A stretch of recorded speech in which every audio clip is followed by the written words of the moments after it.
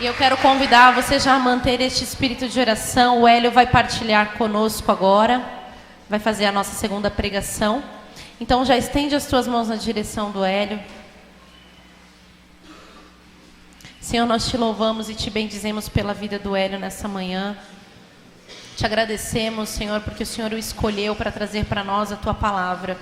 Derrama sobre ele, Senhor, o teu Santo Espírito. Unge a vida do Hélio neste momento, Senhor. Conduza essa pregação e que tudo aquilo, Senhor, que sair da boca do Hélio seja a tua vontade para nós. Que o nosso coração, Senhor, esteja aberto neste momento para receber aquilo que o Hélio nos traz. Maria Santíssima, nós colocamos essa pregação debaixo da vossa proteção. Ave Maria, cheia de graça, o Senhor é convosco. Bendita sois vós entre as mulheres, e bendito é o fruto do vosso ventre, Jesus. Santa Maria, Mãe de Deus, rogai por nós, pecadores, agora e na hora de nossa morte. Amém.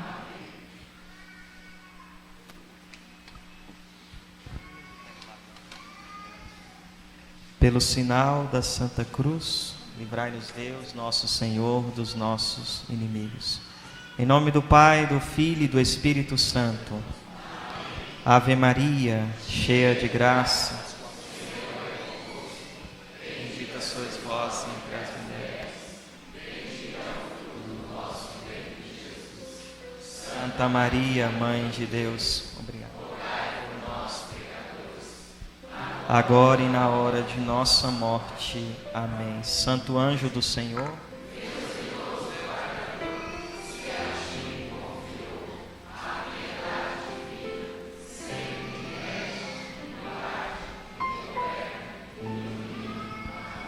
com o vosso divino Filho, ó Mãe Pia, abençoai-nos, ó Virgem Maria. Em nome do Pai, do Filho e do Espírito Santo. Evangelho de São João, capítulo 17, versículo 9.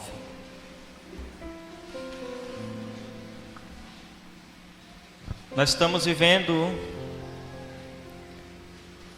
o ano laicato, o ano dos leigos, e é sobre esse assunto que nós queremos falar nessa pregação. João, capítulo 17, versículo 9, a oração sacerdotal. A oração que Jesus fez por toda a igreja, por nós. Evangelho de São João, capítulo 17, versículo 9. Por eles é que eu rogo. Não rogo pelo mundo, mas por aqueles que me destes, porque são teus. Tudo que é meu é teu, e tudo que é teu é meu. Neles sou glorificado. Já não estou no mundo, mas eles estão ainda no mundo. Eu, porém, vou para junto de ti, Pai Santo.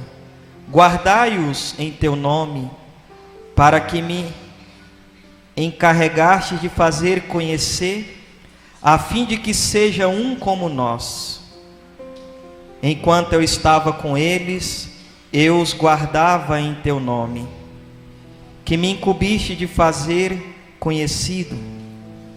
Conservai os que me destes, e nenhum deles se perdeu, exceto o filho da perdição, para que se cumprisse a Escritura.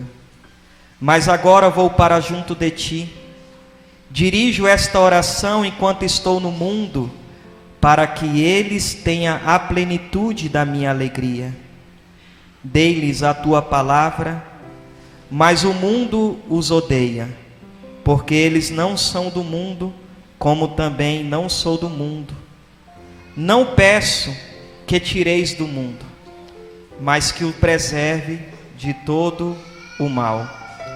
Eles não são do mundo, como também não sou do mundo. Santificai-os pela verdade.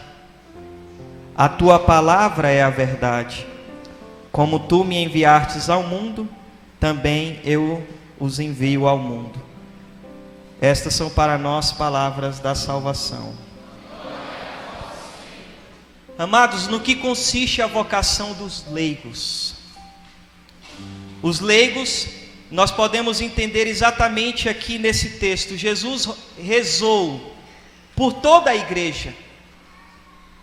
E quando nós falamos que ele rezou por toda a igreja, lógico que também rezou por nós, leigos.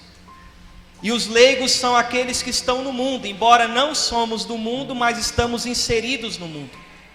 E Jesus disse: eu não rogo-vos para que tireis do mundo, mas para que o preserve, para que nós também, através do nosso apostolado, da nossa missão, nós possamos santificar o mundo.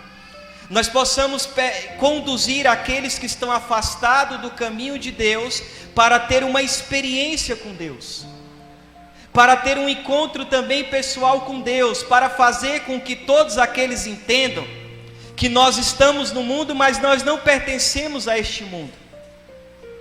E os documentos da igreja, quando se fala sobre a missão dos leigos, vai nos orientar exatamente isso. Que os leigos são chamados a chegar em lugares que às vezes que o padre não pode chegar, que o religioso não pode chegar, mas que nós que estamos inseridos no mundo podemos chegar. Mas aí quando a igreja fala da missão, do papel dos leigos, mas como é que se dará isso?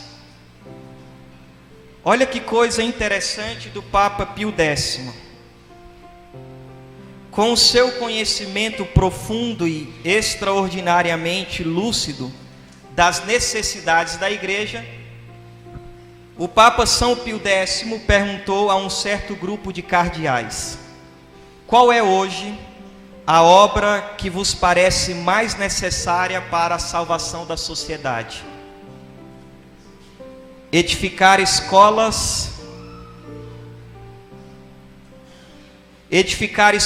católicas, respondeu um deles. O Papa disse: não.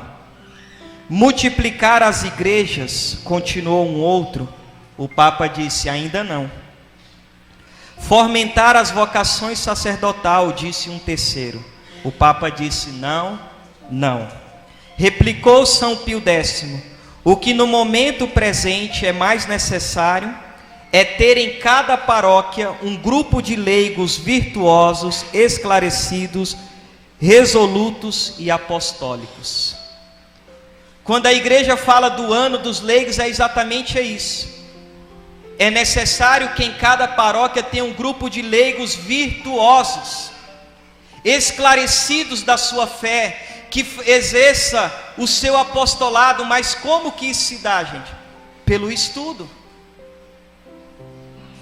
É estudando, porque hoje entrou também aquela mentalidade: muita gente vai ser salvo pela ignorância. Espera aí.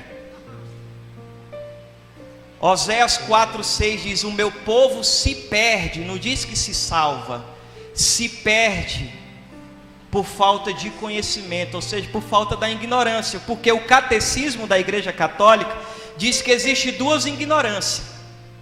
Existe sim a ignorância invencível, aí sim. O que é a ignorância invencível? Por exemplo, eu não consigo compreender o dogma da Imaculada Conceição. Eu estudei, mas eu não consegui compreender. Eu procurei um sacerdote, alguém esclarecido, e mesmo a pessoa me explicando, eu não compreendi aquilo. Isso é a ignorância invencível. Mas o catecismo da Igreja Católica diz que a ignorância vencível é um pecado grave. Você sabia disso? Qual que é a ignorância vencível? Aquela que eu poderia vencer estudando. Aquela que eu poderia vencer saindo da preguiça, que também é um pecado. Um dos pecados capitais, a preguiça, que eu deveria ler, que eu deveria estudar, que eu deveria buscar a minha fé. Hoje é bonito às vezes ver a juventude, nós não somos contra isso. Um jovem que às vezes passa a noite inteira estudando para ser aprovado no concurso, tem que estudar mesmo para ser alguém na vida. Mas às vezes não temos as mesmas disposição de passar a noite inteira estudando a fé católica. Às vezes o povo até mistura, bebidas para passar a noite inteira estudando para ser aprovado no concurso, mas não tem a mesma disposição de estudar a fé católica para ser aprovado na outra vida. Então nós também precisamos estudar. Esse livro aqui, ó, Escola de Perfeição, da Perfeição Cristã, tem uma parte só sobre a importância da leitura espiritual. Os santos amavam os livros da leitura espiritual. Tinha santo que abraçava, beijava o livro, dizia que os livros eram os seus fiéis amigos.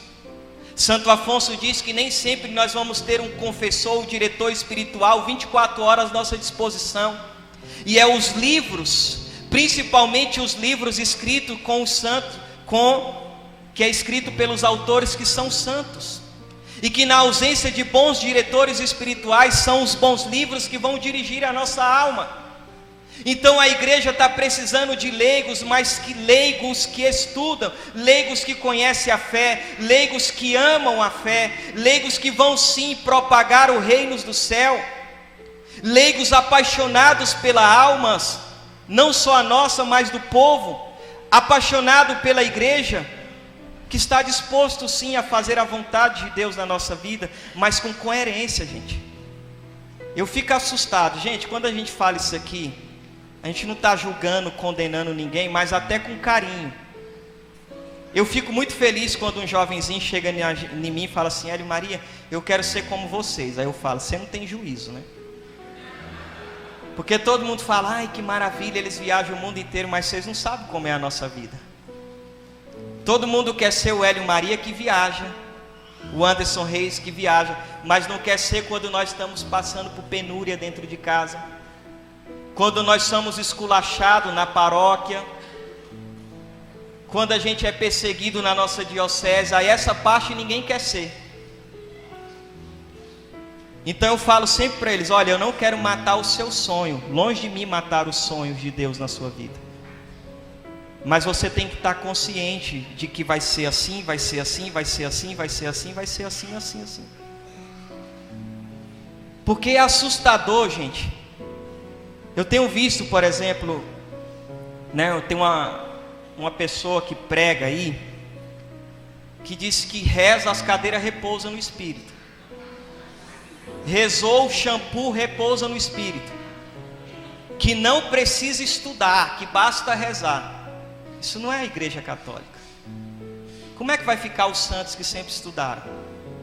Como é que fica um dos maiores teólogos, um dos homens mais inteligentes, chamado Papa Bento?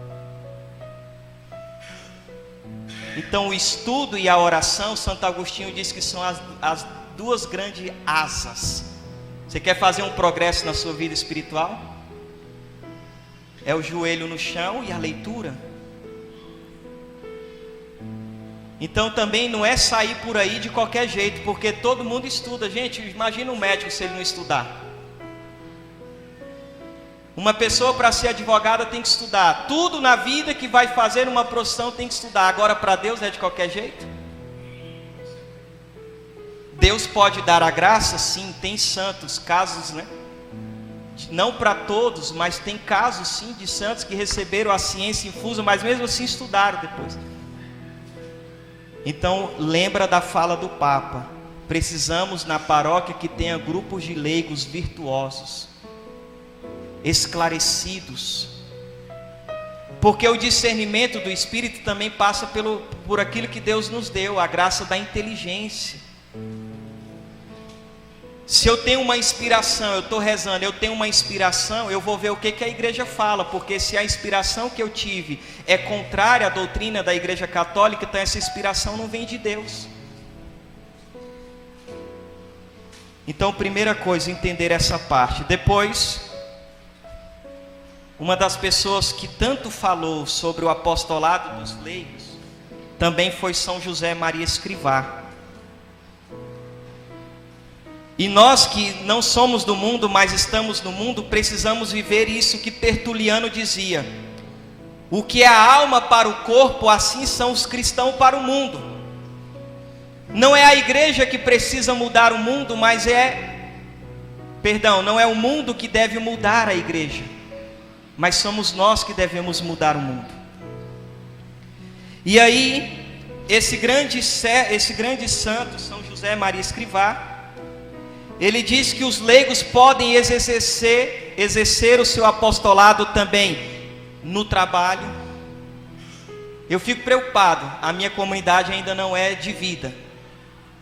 Hélio e Maria, vocês já são de vida, eu não vejo a hora de largar tudo, de não mais trabalhar para ir para a sua comunidade. Eu falei, você não presta para vir para a minha comunidade. Porque quando São Paulo, na primeira carta de Tessalonicenses, falou sobre a vinda do Senhor, o povo ficou tão assim que eles nem trabalhavam mais. Aí São Paulo faz a segunda carta, dizendo que quem não trabalha não deve comer. O trabalho não é um castigo, mas o trabalho nos santifica. Nós precisamos aprender a ser santo nas coisas ordinárias.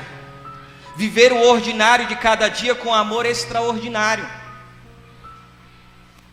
Quando Deus colocou Adão no jardim do Éden, colocou para trabalhar, Adão ainda estava na sua inocência originária. O trabalho não é um castigo, diz os santos. Mas o trabalho é para a nossa santificação. Lógico que Deus botou penas no trabalho. Nós vamos agora suar, isso vai ser bom. São as penas para a gente já ir purificando dos nossos pecados. Então o trabalho nos santifica.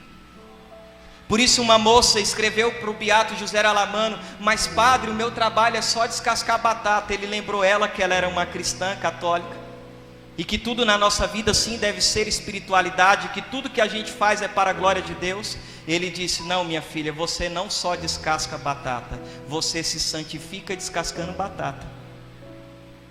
Por isso é que eu posso falar, lá na minha casa eu vou varrer a casa, me ajoelho, com a mão assim na vassoura, faço o sinal da cruz, a Sol já começa a rir. Eu falei: amor, eu não só varro casa, eu me santifico varrendo casa. Porque o beato José Alamano, ele fala no livro que para um missionário tudo vale, do varrer uma casa à suma teológica. Que tudo na nossa vida deve ser esse encontro com Deus. Eu brinco com a minha esposa: amor, quem é que falou que nós só trocamos fralda de meninos? Nós nos santificamos trocando a fralda das crianças. Então o trabalho, e aí São José Maria Escrivá fala: no trabalho a gente exercer o nosso apostolado. No trabalho você converter o povo, não é deixar que o povo te leva para o mundo. Se ainda conta coisas piadas, indecentes na sua frente, sabe por quê? Porque talvez nós ainda estamos rindo disso. Porque eu ainda não comecei a dar testemunho também dentro do meu trabalho. Se as pessoas na minha volta ainda não se converteram, é porque eu não estou vivendo o Evangelho. Porque a pregação mais eloquente não se faz com o microfone na mão, se faz com a vida. Lembra de São Francisco de Assis? O padre falou sobre isso. São Francisco falou com os irmãos: vamos evangelizar. Deram uma volta, voltaram para o convento. Francisco, não iríamos evangelizar? Já evangelizamos com a vida. Por isso São Francisco dizia, né? Para a gente pregar sempre, se for necessário, use palavras. 2 franciscanos fazendo o que São Francisco ensinou. Andou pela rua, voltou para o convento. Uma pessoa foi seguindo os dois. Bateu naquela porta e disse assim: se aí dentro, né, a piedade for como o andar desses dois, eu quero viver aí dentro. Ele entrou, Leonardo, saiu de lá como São Leonardo de Porto Maurício, se converteu, se tornou santo, e ele se converteu sem ver ninguém pregando. Então o nosso apostolado, que se dá também ali no nosso trabalho profissional. Imagina um médico de Deus que não só cuida do corpo, mas também da alma da pessoa. Imagina as pessoas de Deus, porque enquanto nós não estamos inseridos nisso, os que não prestam estão. E aí também diz ele, que esse apostolado também começa, e de modo especial, primeiramente, sabe aonde, gente? Em casa. Começa principalmente na nossa casa. A nossa família, às vezes a gente quer que os nossos façam um retiro de 3 dias. Pode ser que um retiro de 3 dias não mude a nossa casa. O que vai fazer a nossa casa mudar é a gente viver o Evangelho lá dentro. Por isso, família, gente, é um dos bens mais preciosos. Vocês já pararam para pensar que Jesus quis ter uma família? Porque família é algo que é sagrado. Eu amo demais família. E tenho para mim, sem escrúpulo, sem peso na consciência, que a minha maior missão não é nem ser missionário. A minha maior missão não é sair por aí Mas a minha missão primeira qual que é? É ser pai, é ser esposo. Por isso, sem nenhum escrúpulo, sem nenhum medo, eu falo para vocês, tem muitas datas que eu não viajo. Aliás, esse ano eu saí 2 vezes e 2 vezes não. Porque eu não posso pecar contra a minha vocação do matrimônio. Talvez você fale assim, mas Jesus não disse que nós devemos amar mais a Ele do que todo mundo? Amar mais a Deus não significa abandonar. Porque senão não tem sentido o sacramento do matrimônio. Quando a gente olha para o bom pastor, né? Ele deixou as 99 ovelhas e foi atrás. Mas ele largou lá, será? Ele deixou num lugar seguro, no aprisco, porque senão não seria um bom pastor, seria um imprudente. O que me adianta viajar o mundo inteiro, ganhar o mundo inteiro, enquanto os meus estão se perdendo? Tem uma comunidade aí bem conhecida, que um dia alguém reuniu os filhos dessa comunidade. Quem quer ser dessa comunidade, levanta a mão. Nenhum dos jovens levantaram a mão. Quem quer ser dessa comunidade, levanta a mão. Ninguém levantou a mão. E a pessoa perguntou, gente, o que está acontecendo? Um dos rapazes falou, para que nós queremos ser de uma comunidade que roubou nossos pais? Então pode acontecer 2 coisas se eu não tomar cuidado. Ou meus filhos vão amar muito a Deus, ou meus filhos vão ter ódio de um Deus que roubou seus pais. Por isso, com jeitinho, amando, cuidando, a minha alegria é chegar em casa e ver às vezes o João Paulo e o Ângelo Maria brincando com o microfone. Filho, está brincando de quê? Eu estou brincando que eu estou pregando a palavra de Deus, porque quando eu crescer eu quero ser igual o papai. Os muantes conhecem os meninos, são nossos, tímidos, mas a alegria de ver eles apresentando no dia dos pais. São tímidos, não fazem isso, mas fez porque eu vou fazer, porque é para o meu papai. Já pensou se eu não estivesse lá? Já pensou meus filhos vendo os pais de todo mundo, onde está meu pai? Um membro da comunidade estava quase se separando. Eu falei, senta aqui, vamos ver, como é que está a sua vida? Eu estou saindo muito, estou fazendo muita pregação. Você vai diminuir suas pregações, você vai ajudar mais sua esposa dentro de casa, você vai ajudar a fazer as coisas. Hoje, quando vai dando a hora de ir para a reunião, a esposa dele é a primeira a falar, amor, vai, porque ele viu o que a comunidade causou na vida dele. Às vezes eu atendo algumas mulheres, Hélio, meu esposo não caminha, cadê o nosso apostolado dentro de casa? Senta aqui, como é que é a vida? De segunda a segunda ela está na igreja, dá vontade de perguntar, vem cá, você não lava uma louça, você não passa um pano na casa? Porque você teve uma experiência com Deus, seu marido não. Agora vamos ser sinceros, o marido não teve uma experiência com Deus. E se eu ficar de segunda a segunda, o homem chega em casa, a casa está toda bagunçada, não tem comida, cadê a mulher? Está na igreja, você acha que nesse momento ele vai amar a Deus? Vamos ser verdadeiros, nesse momento ele vai ter o que de Deus? Raiva. Então eu preciso o que? Ser uma esposa melhor, ser um marido melhor. Nossa, meu bem, o que aconteceu? Eu tive um encontro com Jesus. Nossa, meu bem, você arrumou, olha, você fez aqui. O que está acontecendo com você, né? É porque eu encontrei Jesus. Sabe Santa Francisca Romana? Quando ainda era casada, ela diante do oratório dela abriu o devocionário para fazer a oração, o marido chamou. Com toda a calma, paciência, né? Ninguém fala mais de virtude hoje. Ela largou o devocionário e foi atender o marido. Depois ela volta para fazer a oração, o marido chamou de novo. Largou, foi atender o marido. Terceira vez o marido chamou de novo. Se fosse o Hélio Maria, talvez já ia falar de cão dos infernos, né? Sabe aquele áudio da paciência, você lembrou? Tinha no WhatsApp um áudio, né? Oi gente, eu estou aqui para falar da paciência. Menino, cala a boca que eu estou fazendo um vídeo, né? Daqui a pouco começa a xingar, né? Gente, por 4 vezes o marido chamou ela com toda a calma, paciência, largou e foi lá no marido. Quando ela voltou, Jesus apareceu para Santa Francisca Romana e parabenizou ela por ela cumprir bem o que era próprio do estado de vida, e as letras do devocionário estavam escritas com letras de ouro. Cumprir bem a nossa vocação é ser santo. Cumprir bem o meu papel de pai. Porque o que eu prometi diante do altar são 3 perguntas de consentimento. É de livre e espontânea vontade que está aqui? Sim. Vocês prometem fidelidade um ao outro? Sim. Mas foi a terceira pergunta? Vocês estão dispostos a receber os filhos que Deus te der e educar na fé? Todo mundo fala que sim.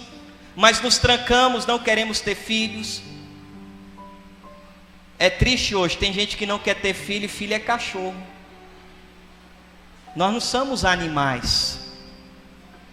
Estou dizendo que você não pode ter um bichinho de estimação, mas às vezes gasta mais com um cachorro do que com um ser humano. Você vê gente dando entrevista chorando porque achou um cachorrinho na rua, mas se vê um pobre não faz nada por ele. Então amar a nossa casa, fazer um apostolado lá, por causa disso, gente, disso que eu estou falando. Olha o fruto. Minha mãe falou: é meu aniversário, você não vai viajar? Falei: não, mãe, porque eu não sei se no próximo aniversário da senhora eu estarei aqui ou a senhora estará aqui. Aniversário do meu pai, dos meus irmãos. E sabe o que isso me trouxe? Ano passado, pela primeira vez, eu fiz um retiro de 3 dias só para minha família. A gente foi para uma chácara, sexta-feira à noite eu fiz a oração com eles. No sábado eu preguei o dia inteiro para minha família, tivemos missa. No domingo pela manhã tivemos a missa, tivemos um almoço com churrasco, comemoramos o aniversário da minha mãe. Imagina, 3 dias numa chácara, pregando para minha mãe, meus irmãos, sobrinho, afilhados, cunhado, cunhada. Mas por que tudo isso foi possível? Por causa dessas partes que eu estou te falando.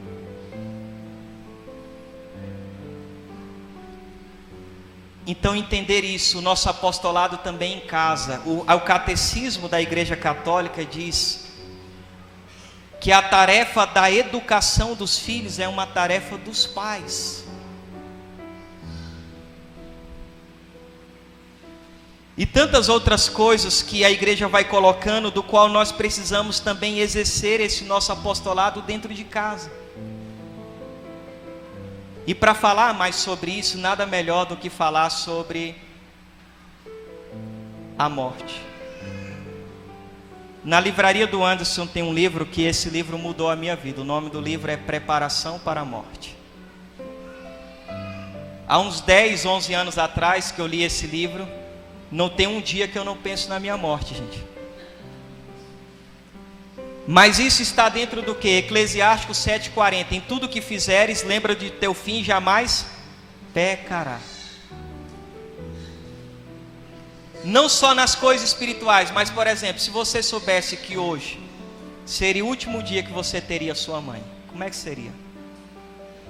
Se você soubesse que hoje seria o último dia que você iria abraçar seu pai, o último dia que você iria abraçar seus filhos, que você iria abraçar sua esposa, o seu esposo, será que nós iríamos passar o último dia da nossa vida brigando? Quando os médicos chamaram minha mãe e falaram que o meu avô estava morrendo, meu avô foi aquele que nos ensinou a fé. Foi na casa do meu avô que eu aprendi a rezar o terço.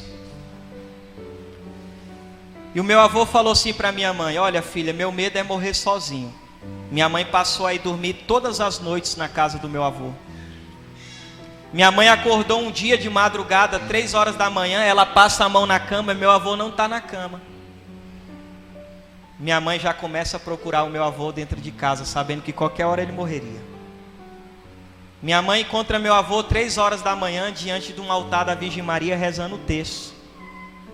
E ela falou para ele: pai, vai dormir, olha a hora. E meu avô falou que não poderia dormir, porque meu avô estava se preparando para passar por aquilo que o catecismo chama de provação final de todos os cristãos, que é a morte.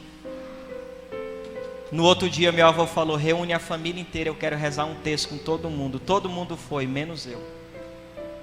Meu avô passou mal naquele terço. Minha mãe, meus tios queriam levar o meu avô para o hospital, ele disse que não iria para o hospital. Meu avô completou a salve rainha e disse: agora eu posso morrer em paz.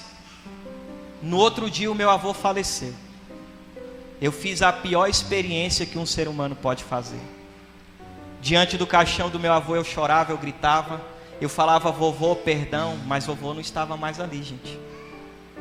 Eu ficava pensando que neto fui eu, que meu avô só viu minha mãe chorar por mim. Se eu soubesse que era o último texto do meu avô, será que eu não teria ido? Eu aprendi da pior maneira aquela frase: por que os mortos recebem mais flores do que os vivos? Porque o remorso é maior do que a gratidão. Não dou uma rosa para minha esposa quando morre, para quem encher o caixão de coroa de rosas? Quando você vê alguém morrendo, arrancando cabelo, desmaiando, querendo ser enterrado junto, sem querer generalizar, mas a maioria das vezes aquilo ali é peso na consciência. Será que eu vou ter que perder alguém para ver o quanto essa pessoa é especial na minha vida? Não somos padre, mas atendemos tantas pessoas. Tem pessoas que chegaram em mim chorando, dizendo: minha esposa morreu. Eu tenho saudade até daquilo que ela fazia que me irritava.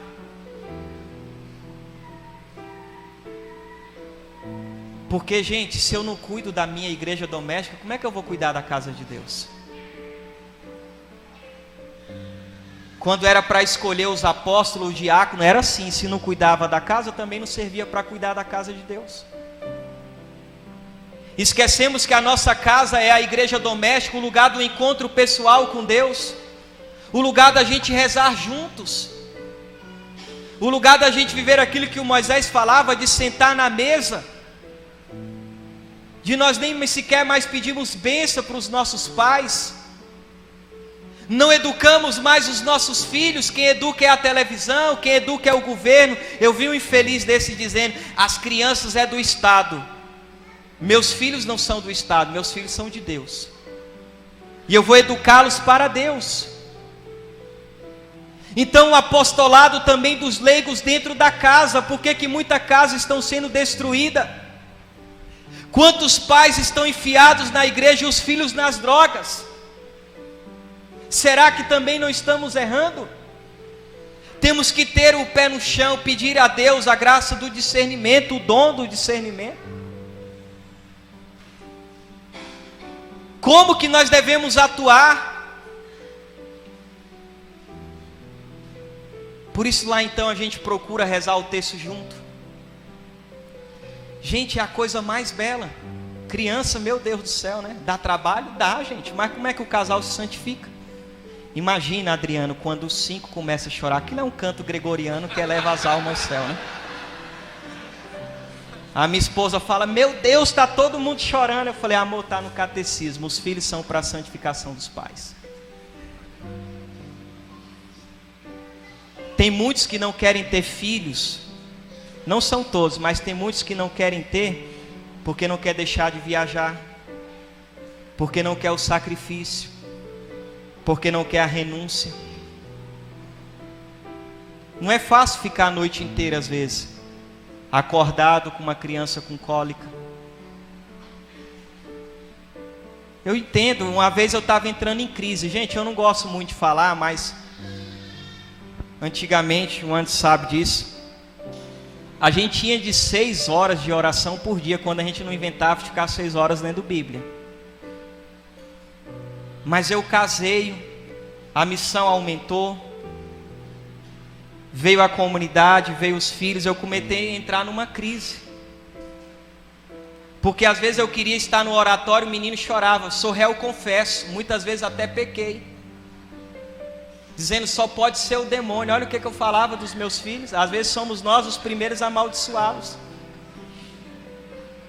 E um dia 3 tinham ido para a escola, os outros 2 os sonos da tarde. Eu e minha esposa já tínhamos feito as coisas dentro de casa. Eu falei: vou folhear um livro. Qual livro? Esse aqui, de Santo Afonso, Escola de Perfeição Cristã. Eu falei: vou ler a parte que fala sobre a oração. Encontrei a frase de São Francisco de Sales: quem abandona o que é próprio do seu estado de vida para se unir a Deus na oração e na meditação, une-se a si mesmo e não a Deus. Então eu aprendi com isso. Às vezes eu quero estar no oratório. Qual é a minha vontade? Estar no oratório. Mas às vezes eu deixo de fazer a minha vontade para fazer a vontade de Deus na minha vida. Que qual foi a vontade de Deus na minha vida?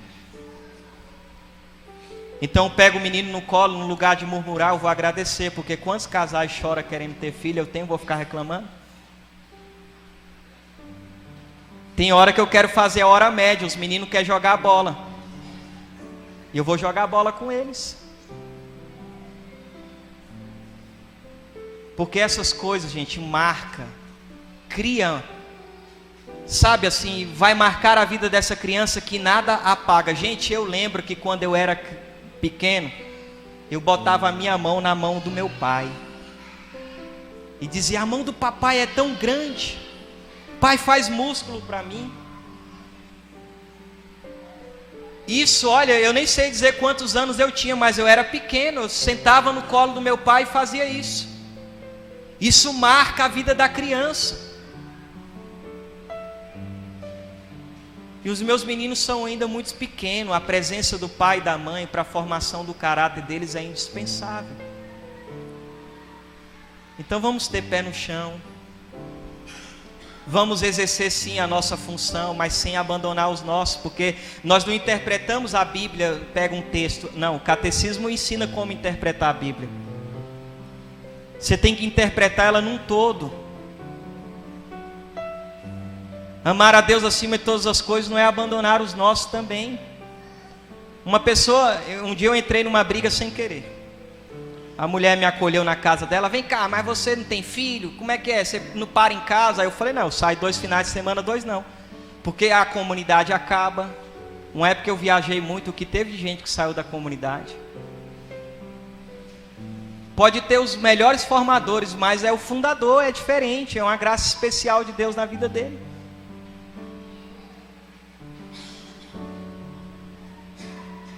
Entende? Então a gente precisa cuidar. E aí sim, aí a mulher falou assim, aí eu expliquei para ela, ela olhou para o marido e falou, tá vendo? Eu falei, meu Deus do céu. Aí o homem olhou para mim, mas tem que amar mais a Deus do que a família. Eu falei, por isso mesmo. Por amar mais a Deus que eu preciso cumprir bem a vocação que Deus me deu. Você não pode interpretar a Bíblia assim, quem faz isso aí é protestante. Porque a mesma Sagrada Escritura que fala isso é a mesma Sagrada Escritura que o Antes citou ontem. Aquele que abandona os seus, principalmente o das famílias, é pior do que um infiel, um renegado. Então é exemplo do bom pastor. Existe um livro chamado A Força do Bom Exemplo, do padre Francisco Fausto. Que os pais são chamados a ser como o bom pastor. Por que o bom pastor vai na frente? Porque é o bom exemplo. Inclusive, olha que frase linda aqui de um santo. São João Crisóstomo disse que a vida dos pais, deixa eu só achar aqui,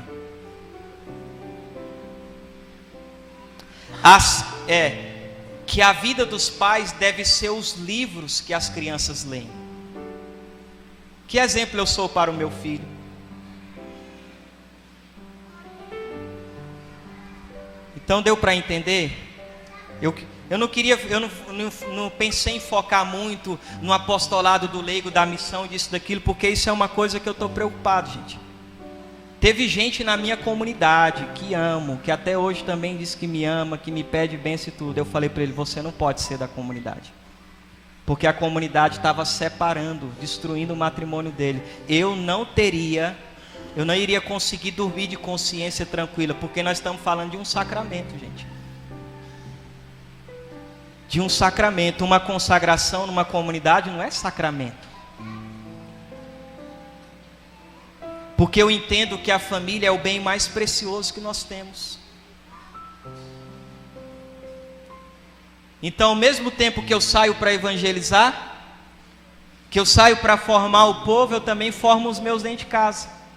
E é um barato formar as crianças. Eu falei bem assim com a minha esposa, amor, eu vou dar catequese sobre os 10 mandamentos para os meninos. Eles nunca ouviram falar o que é os 10 mandamentos, então eu vou perguntar qual é o primeiro mandamento da lei de Deus, eles não vão saber, vai gerar mais curiosidade. Mas criança sabe como é que é, né? Sentei eles, qual é o primeiro mandamento da lei de Deus? Aí o Ângelo Maria é uma figura, falou, papai é o mais velho de todos. Aí eu falei, meu Deus do céu. Aí, para começar a catequese, quando era mais novinho, vamos rezar o texto. Ah não, papai, tudo isso? Eu falo, não, é só isso. Ah, então vamos. E não é diferente não, tá, gente? Tem missa que meu pai do céu faz a gente até pecar de orgulho, né? Mas tem missa que dá uma vergonha. Inclusive o padre Paulo Ricardo fala que às vezes, nem sempre, às vezes os nossos filhos fazem muita bagunça na missa porque nós não rezamos com ele em casa.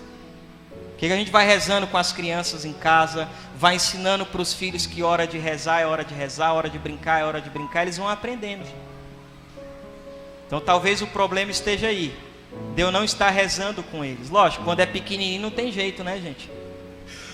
Aprendeu a andar, quer ficar andando. Mas aí vamos rezar o texto, vamos. Ainda bem que era na Salve Rainha. Papai fala, filho responde. Salve Rainha, Mãe de misericórdia. Gente, quando chegou nos degredados, filho de Eva, meu Deus do céu, pode contar o que o menino rezou? Degredados, filho de égua. Eu falei, meu filho, não é filho de égua, é filho de Eva, né? É bom, gente. Levando os meninos para a escola. Um dia antes ali a gente tinha conseguido uma carona. Gente, estava um sol tão grande que no meu interior eu falei assim, ô Nossa Senhora, pelas crianças, a senhora poderia nos dar uma carona. E me veio no coração que Nossa Senhora ia dar uma carona. Aí o Ângelo olhou para mim e falou assim, papai, eu queria um milagre. Falei, qual milagre? Ah, eu queria uma carona. Falei, então peça a Nossa Senhora, né? Porque eu já tinha vindo isso no coração. Eles fecharam os olhos, rezou uma Ave Maria. Terminou a Ave Maria, encostou um carro e disse, vocês não querem uma carona?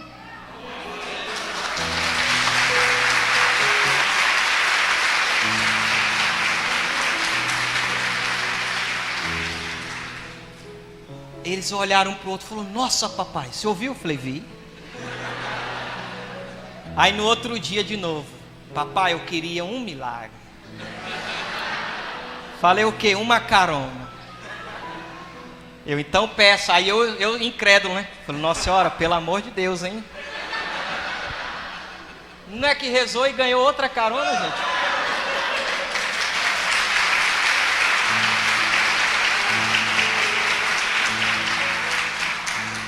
Aí esses dias eles queriam criar algum bichinho. Vamos criar peixe, né? Tô revivendo tudo aquilo que eu vivi na minha infância com eles. Colar figurinha com eles. Papai comprou o álbum da Copa, gente, coisa maravilhosa. Rezar junto, brincar juntos. Aí ele queria um peixe lá, chamado telescópio, o bicho do zoião assim. Papai, o senhor tem? Falou, ó, filho, não tenho, né? Papai vai sair para pregar, eu ainda preciso de R$500 para pagar o cartão. Então peça para Nossa Senhora. Fui lá, rezou. Papai, já pedi. Gente, eu voltei com mais que eu precisava para pagar o cartão.